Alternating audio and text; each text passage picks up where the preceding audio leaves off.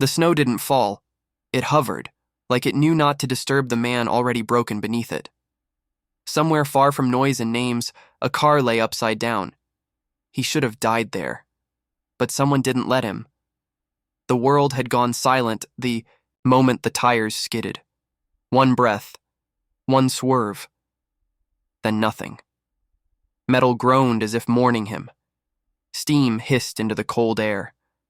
A soft crack where blood met windshield. Elliot Graham, a man who once stood taller than skyscrapers in his suits, and silver-tongued deals now lay pinned by his own arrogance. No phone, no witnesses, not even a moon. Only that silence, heavy, accusing, and oddly peaceful. He had not intended to drive that far out. But grief has strange maps. A month ago, his mother died, and no one cried at the funeral except the housekeeper.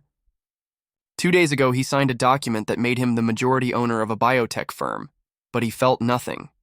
And now, a vintage silver Porsche had become his frozen coffin, wedged into a ravine no one would drive past until spring. But someone did walk by.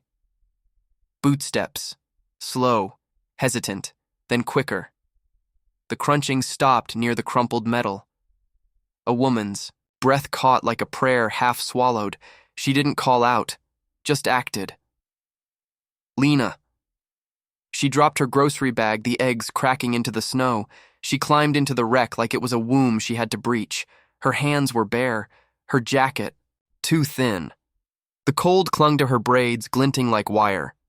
She whispered something. Hold on, hold on. Not to him, but to the wind, as if bargaining for more time. She found his pulse. Weak. He didn't speak, didn't blink. But something in his stillness made her fight harder. She pulled, tugged, groaned, one leg at a time. He slid out in her arms like a broken marionette. Her boots slipped on the slope, but she cradled his head close to her chest as they fell together. The walk back to her cottage was over a mile. She took it in pieces, dragging, pausing, whispering lullabies to a stranger whose blood now soaked her sleeves. The fire was cold when they arrived. She lit it with shaking hands and laid him beside it, wrapping him in all the blankets she had. She placed a cracked ceramic mug on the hearth and filled it with warm broth, though he wouldn't drink it for days. She didn't call the hospital. Not out of ignorance, but instinct. A feeling in her bones that told her this man needed silence more than machines. And maybe she couldn't bear to let the world take him away just yet. He drifted in and out. In dreams, he saw snow and firelight, and a voice humming low like church on a Sunday when the choir forgot people were listening. He smelled cedar and ash, felt warm cloth wiping blood from his cheek. And one morning, he opened his eyes. Her back was to him. She was spooning oatmeal into a chipped bowl, humming to herself in rhythm with the ticking of the old wall clock. She didn't jump when he rasped out, "Where am I?" She just turned, nodded once, and said, "Alive." That first week, she barely spoke. When she did, it was gentle, like her words might bruise him. She changed his bandages every morning, cutting clean gauze with sewing scissors. She tucked the quilt tighter than any nurse, and every day, before she left for her shift at the small town clinic, she placed a handwritten psalm beneath his teacup, a new one each morning, short, always in blue ink. One read, "He healeth the broken in heart and bindeth up their wounds." Another, "The Lord will fight for you. You need only to be still." He read them even when the tea went cold. He didn't ask for her name until day 9. She told him, "Lena," and nothing more. He didn't ask her why she'd saved him. That kind of question doesn't belong to words. The cottage smelled of rosemary and lemon balm, of heat and quiet, sorrow. There were no family photos on the walls, just one painting, 3 sunflowers in a cracked vase. The way she looked at it sometimes made his chest ache. He began to notice things. How she tucked her scarf 3 times before heading out into the cold. How she lingered on the porch some mornings, breathing in like she hoped the sky might fill, the parts of her still hollow. One morning, still weak, he hobbled to the window. He watched her step outside, hesitate, then sit on the porch steps. She buried her face in her hands and cried, not loud, not long, but honestly. She didn't know he saw. He wanted to speak, wanted to thank her, ask who she was before this, before saving him. But the words were always late, always lost behind the beating of something he hadn't felt in years: humility. 2 weeks passed. He started to dress himself, began walking with a cane. She let him stay, said nothing of when he would go. One night, as she set down his tea, she whispered, almost, to herself, "Some people are meant to arrive broken. Otherwise, they wouldn't let themselves be held. He didn't sleep that night. Just watched the fire crackle and tried to remember the last time someone had said something like that to him, not about money or power or plans, but him. Next morning, the psalm under his cup read, "For I know the plans I have for you, plans to give you a future and a hope." He left before sunrise. No footsteps, no door creak. Just the quiet slide of a note never written. But he took something, not her photo, not her blanket, just the psalm under the cup. The ink had smudged with steam, but the words were still there. He folded it into his wallet behind the emergency card no one ever looks at. And for the first time in a long while, he wondered if his life might be worth answering to. He did not yet know that the future she'd prayed for had already come. That as she sat alone that morning, drinking tea at the empty table, something inside her stirred. Something small. Something growing. Something with his eyes. The city welcomed him like it always had, with noise that didn't ask if he was okay and lights that didn't flicker in sympathy. The glass tower still bore his name, but Elliot Graham stepped into it like a stranger haunting his own past. They greeted him with guarded smiles, assistants with iPads, partners with rehearsed relief. "You made it out," one said. "Yes," Elliot replied, but the word tasted hollow, like a shell filled with old air. The office was exactly as he left it. Mahogany desk polished. A crystal. Decanter half full of the scotch he once savored. But he didn't pour it. The smell repelled him, too sharp, too arrogant. His view stretched across the skyline like a crown of glass and ambition. And yet he found himself drawn to the smallest thing in the room, a simple frame on the edge of a bookcase. Inside it, folded once down the middle and faded at the corners, was a single psalm. "For I know the plans I have for you. Plans. To give you a future and a hope." He didn't let anyone see it. He couldn't. The days resumed their rhythm, but he no longer moved in sync. Meetings dragged on while he stared at his coffee, untouched. His assistant once asked if he was all right, and he said, "I'm just catching up," though he didn't know what that meant. At night, he returned to a penthouse filled with cold. The kind of cold that doesn't come from lack of heat, but from absence. He sat in the dark. He listened to silence like it might forgive him. And then he began to write. The first letter was on hotel stationery. No date. Just the letter L at the top. He didn't plan it. It spilled out, like a dam cracking in slow motion. "I dreamt of the way you stir your tea, always clockwise, always 3 times. The cup you dropped when I said thank you. You laughed, remember? Said I looked better when I was quiet.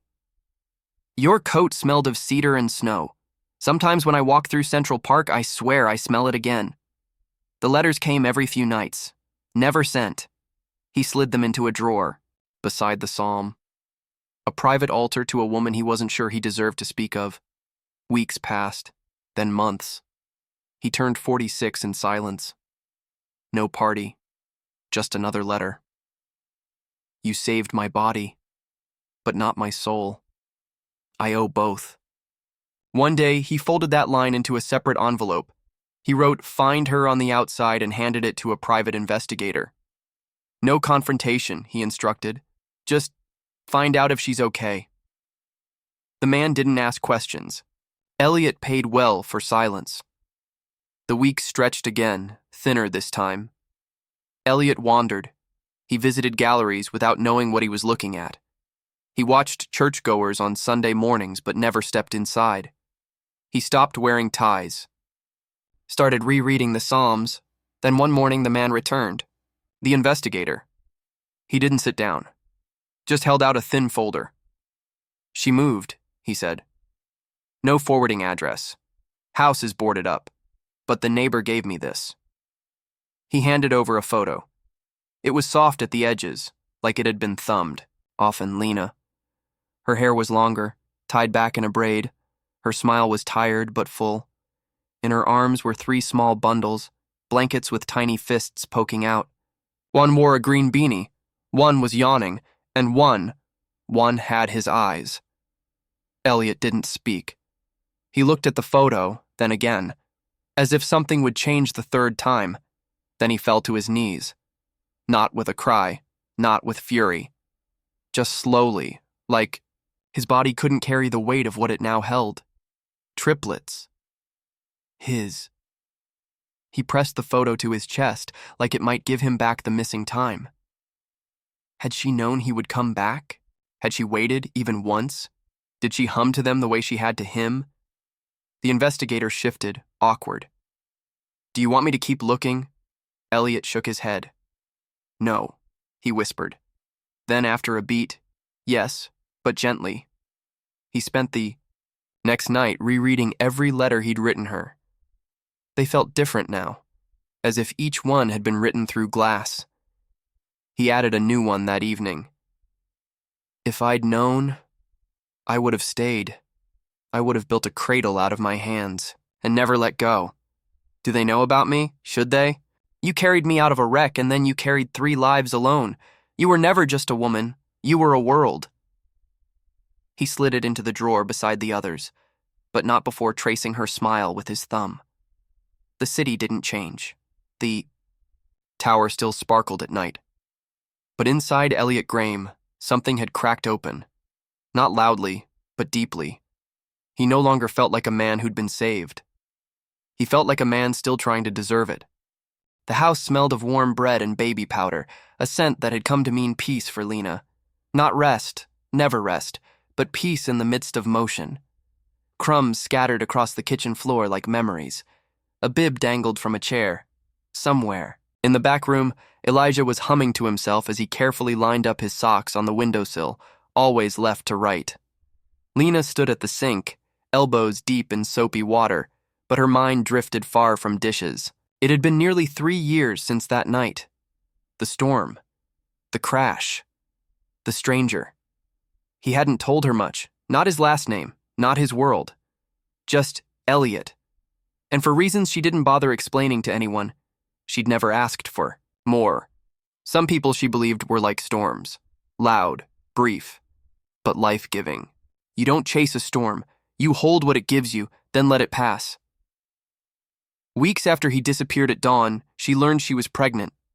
The test shook in her hands, the pink line steady and sure. Triplets.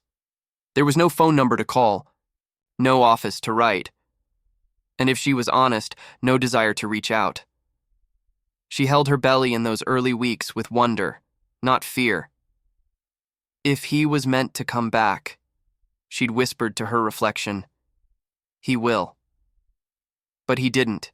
Instead, her life filled up. Nights became songs of rocking chairs and lullabies whispered against soft baby hair. Days were sunlit chaos, clotheslines full of onesies, gentle coos interrupted by teething cries.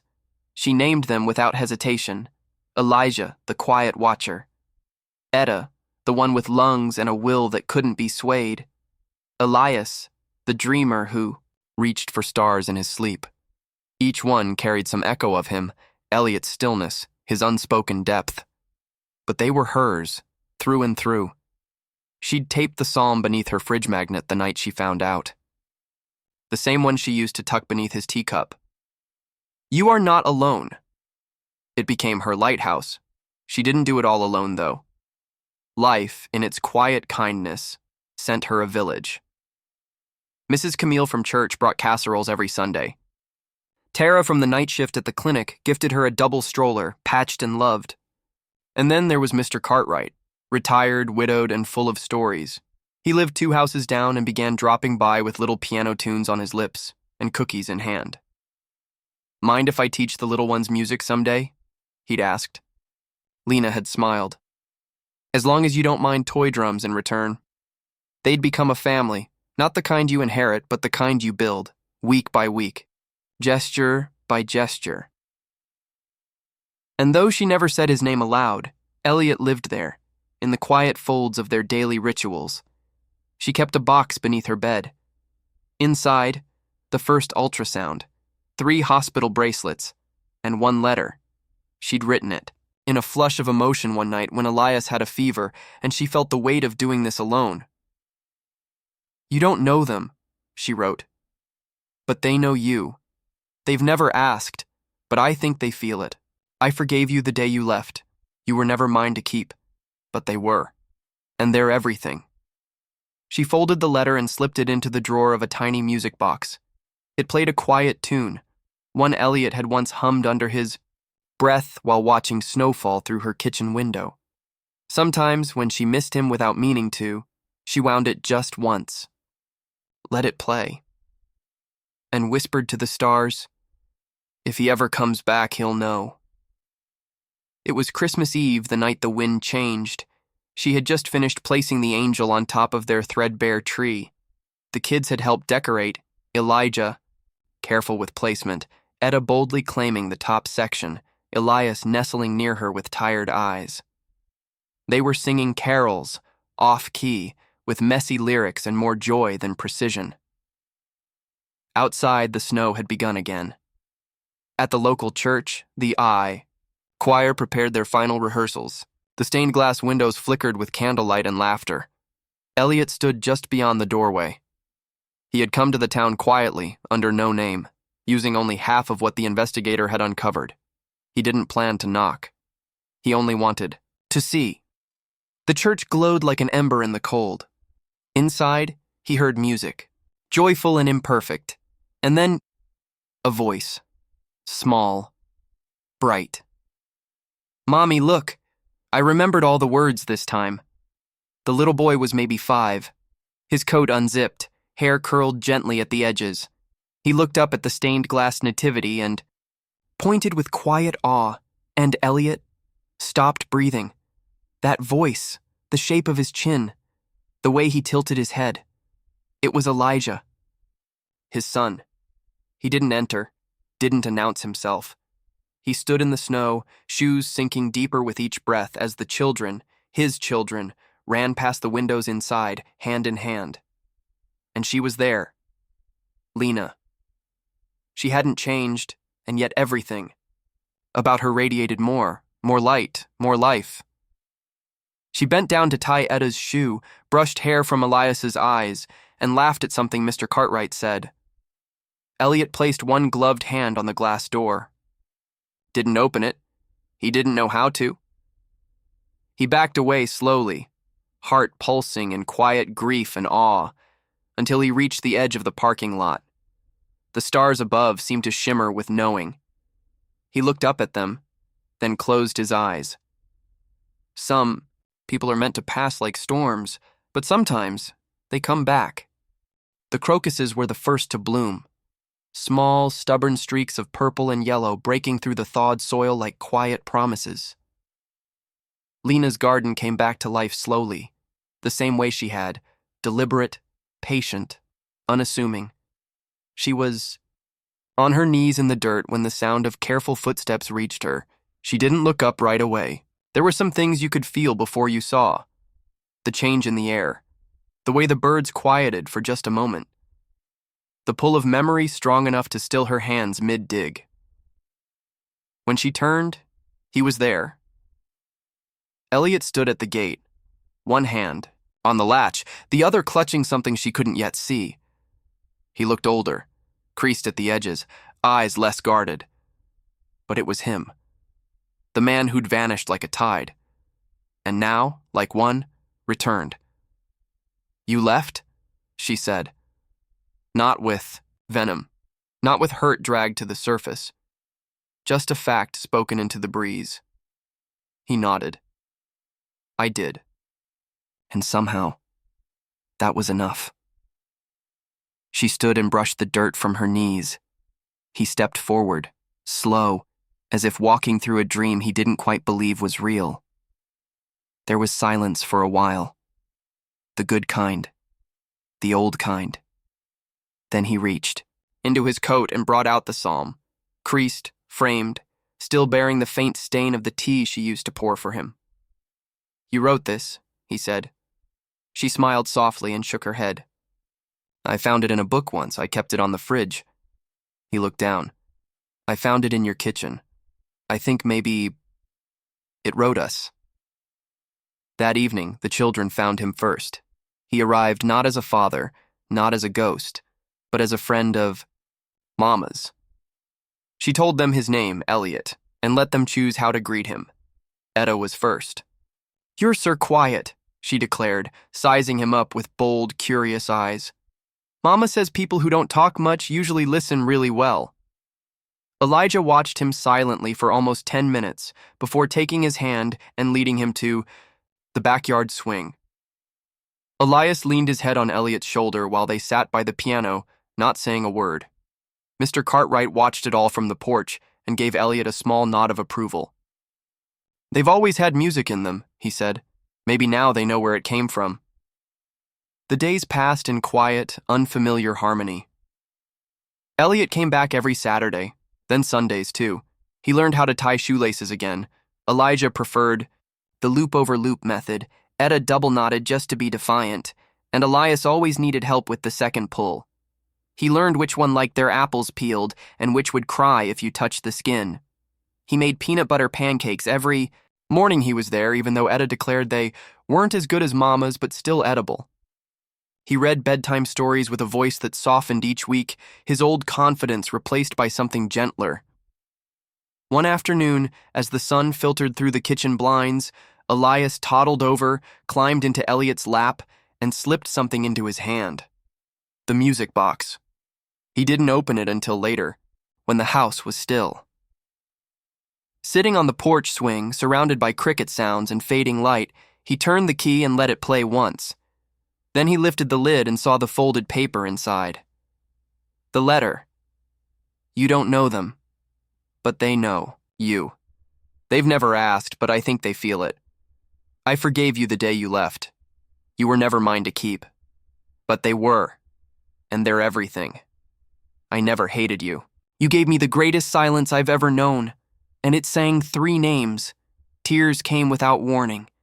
He closed the box gently, pressed it to his chest, and let himself be undone.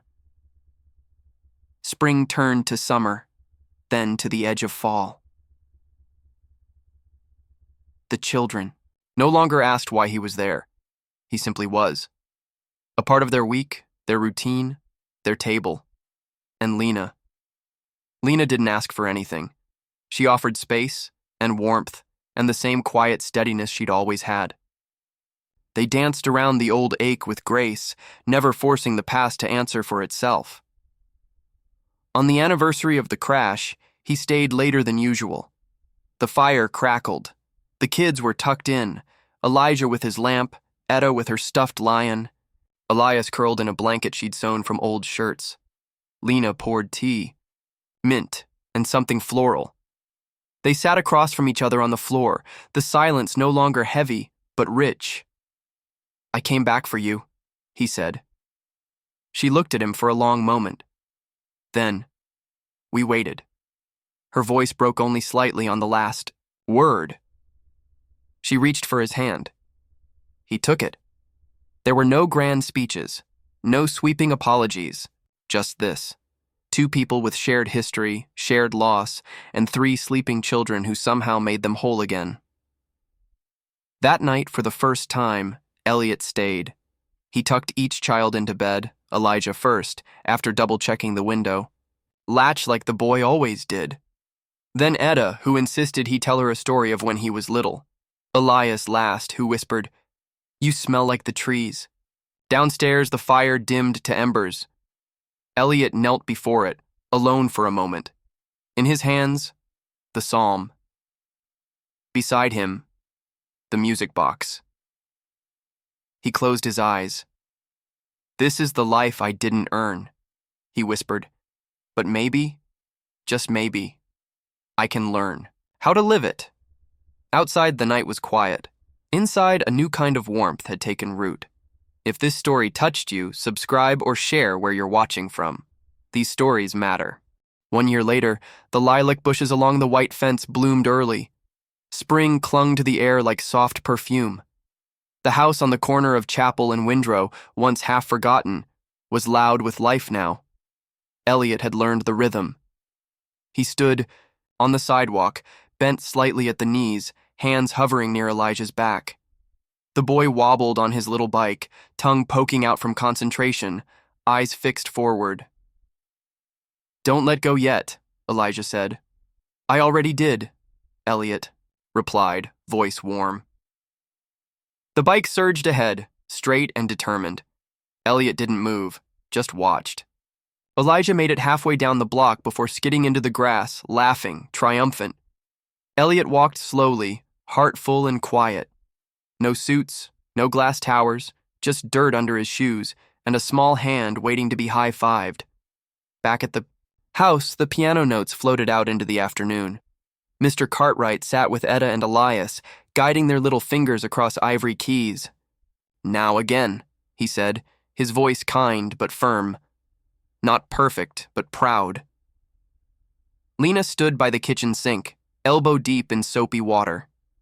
She hummed something shapeless, content. The dish towel hung from her shoulder. The scent of baking bread drifted in from the oven. Elliot stepped in, kissed her cheek without needing permission, and picked up the butter knife to help. They didn't say much anymore when it came to tasks like this. Words weren't needed. The silence had changed its shape, from absence to presence. She nudged him with her hip. "You gonna burn the toast again?" "I might. Depends if you keep distracting me." She snorted and bumped him harder. The psalm that once hung hidden in Elliot's office was no longer in their home. He had taken it down 2 months ago. In its place, above the mantel, was a colorful, chaotic drawing of stick figures and flowers and a lopsided sun. It was signed in big, crooked letters: Elijah, Etta, Elias, Mama, E. Sometimes Lena caught him standing before it like it was a painting in a museum, looking, just looking. One Saturday evening, they hosted a backyard dinner, checkered tablecloth, lemonade in glass jars, burgers wrapped in foil. The triplets played barefoot tag, shrieking as the sun dipped low. Cartwright sat in a folding chair with a small hymn book, nodding along to nothing. Lena turned to Elliot as the stars came out. "They're getting big." "They are," he said. "They're you, and a little me." "I know which parts are which," she teased. "The brooding, that's you." "And the stubbornness?" "All me," she laughed, tilting her head. There were no more questions, no more explanations. That season had passed like winter does, harsh but necessary. In the thaw, they had built a different sort of love. Not the loud kind, not the burning, crashing kind, but the staying kind. Weeks later, they stood in the garden again, but this time dressed in quiet ceremony. No guests, no cake. No aisle, just the children holding paper flowers and Cartwright fumbling over the words of a homemade vow script. "I never asked you to," Lena whispered, her hand in Elliot's. "I know," he said, "but I stayed." Cartwright pronounced them something between married and merged, and the triplets cheered, throwing confetti made of torn leaves and glitter. They danced under string lights. Elliot's hand on her lower back, Lena's head against his chest. No one led. No one followed, they simply moved in rhythm. Later, after the children had fallen asleep on quilts in the grass, Lena and Elliot sat by the fire pit. The music box rested between them, still unopened since Elliot had placed the letter back inside. "I thought I was too late," he said, voice barely audible. "You weren't. I didn't deserve to come back." You didn't, she said honestly. But you did. He nodded, swallowing. You could have asked me to stay. I could have, she agreed, then looked up at the stars. But then I wouldn't have known if you wanted to. They didn't need to say much after that. The embers glowed. Crickets chirped in the field behind the house. A soft breeze rustled the clothesline. Elliot leaned forward, picked up the music box and cranked it once. The lullaby began to play, notes fragile and slow, like something almost forgotten. He placed it near the fire, let it sing them into silence. The next morning, he woke early and made peanut butter pancakes. He still burned one side. The kids didn't care.